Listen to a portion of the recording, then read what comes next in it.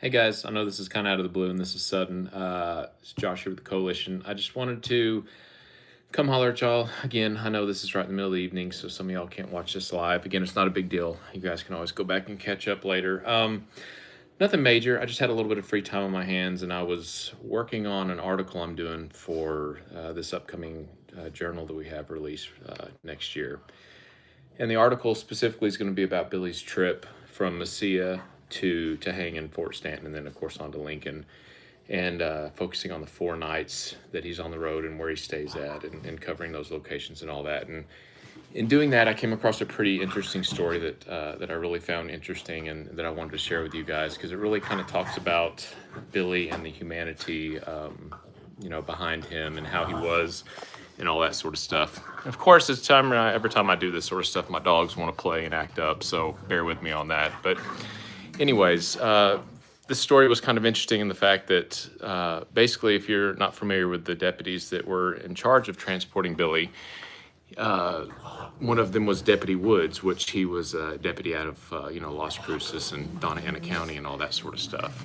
So anyways, as the story goes, they realize that they're going to have to transport Billy from Mesilla to Fort Stanton, and Garrett gives them the orders to do that. So Deputy Woods, and for the purpose of the story, again, keep in mind this is a family story, so I understand that you have to take those with a little bit of a grain of salt because there's always a little bit of ambiguity to it and family lore, etc. And you just really never know, what to believe and what not to believe. But with that in mind, I just found this story really touching because it really goes into and describes the humanity behind Billy, and not just Billy, but just the times and how things were different back then. So anyways, to get on with it, how the story goes is, they take off, they leave Las Cruces, kind of at an odd hour in attempts to throw off any people that might be trying to rescue Billy or, vigilante justice or anything like that. They stopped the first night at the Woods Ranch, which is located about 15 miles north of Las Cruces. So when they get to the Woods Ranch, they go in there and it's already nighttime, and their purpose is just to load up on some supplies and get some quick dinner and move on from that point in time. So anyways, the only deputies that they mention really in this story is, of course, Deputy Woods and then Bob Ollinger. Of course, there was 2 others as well, but the family doesn't elaborate on those. So anyways, as the story goes, they get inside, they sit down, they eat dinner, and of course, Deputy Woods is getting supplies for the trip. Sorry, my dogs are ridiculous. As the story goes, they're getting supplies for the trip and getting ready to go. And Billy's sitting there at the kitchen table and he's eating dinner and he's just kind of relaxing. And Deputy Woods sees that his wife, Maria, is getting kind of nervous and anxious, and rightfully so, because her husband is, transporting Billy the kid to hang. And again, this story kind of, it shows Billy in a very favorable light, because there's more to this story, but I'm just kind of hitting the high point here. Well, his wife is getting really nervous and is uneasy, and she looks over and she gets up and she kind of walks over to the bedroom and she opens the door and she looks inside, and then she looks over at Billy. And this is my favorite part of the story. So she looks over at Billy, who's sitting at the table shackled, and of course he's just eating dinner. And she calls him over and she says, "Billy, I want you to come here." So Billy gets up from the table, he hobbles over to the door, and she opens the bedroom door, and inside of there are their 5 kids all sleeping. They're all young, probably under the age of 10 or 12, if I remember correctly.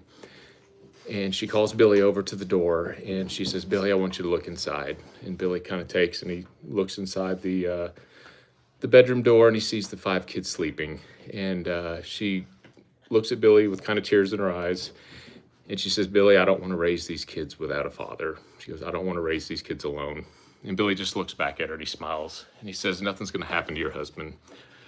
He smiled at her and he says, "I like him. Nothing's going to happen to him." And Billy walks back over and he sits back down and he keeps eating his pie.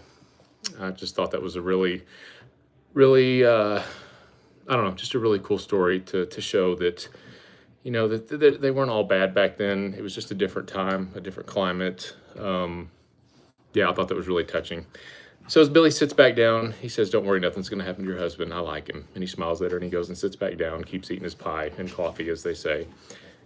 And about that same time, their oldest daughter, Mary, who at the time was probably 10 or 11, she gets up And she walks over and she sees Billy, and Billy calls her over, and she sits down beside him, and Billy sits there. And for the rest of the evening, her and Billy sit there and they eat pie, and he jokes around with her and plays with her and entertains her until it's time to leave. And Deputy Woods realizes, hey, it's time to go. Says, stand up, Billy. Billy stands up, and they leave. And of course, as you know, Billy got safely to, Lincoln 4 days later. So it's just a really touching story that, we don't get enough stories like that really focus on the other side of Billy. The unknown stories, the untold stories. How true is that? How much fabrication is that to it? Because it's a family story and it's been passed down. I realize that, that stuff like that gets added on, and, you have to take it with a grain of salt. But we do know that he stayed at the Woods Ranch, which at the time was also known as the St. Nicholas Ranch, or San Nicholas Ranch, I'm sorry. That's going to be the same spot that McSween and Dick Brewer and some of the regulators stayed at, coming back from Mesilla after trial. Billy mentioned it actually in a letter to Wallace. So it was a well-known regulator spot. Well, really not even regulator, just a well-known spot in general that people would stop on the trail coming back from Las Cruces going north through Alamogordo and whatnot. So anyways, I just wanted to share that with you because I've heard the story before, and I was working it into the narrative of my article, and I just thought it'd be something cool to share with all y'all. So anyways, that's really all I've got. I just want to come to everyone real quick. Wish y'all hopefully everybody had a good, what is today, Tuesday? Hopefully everybody had a good day today. It's middle of the week. Let's keep pushing on. Got some fun stuff coming up for the coalition real soon. Like I said, we're working on our journal. Got some pretty cool Chasing Billy stuff coming up, a cool Chasing Billy announcement on a really cool guest that we've got coming up real soon that I'm really excited to announce. Lots of fun stuff. So anyways, sorry for the dogs fighting in the background. Again, that's what they like to do anytime I decide to do something because they've been sleeping all day, so why not act up now? Anyways, it was good talking to y'all on the live episode the other day, and we've got some cool stuff coming up. And anyways, God bless you guys. We'll talk to y'all soon. Good night.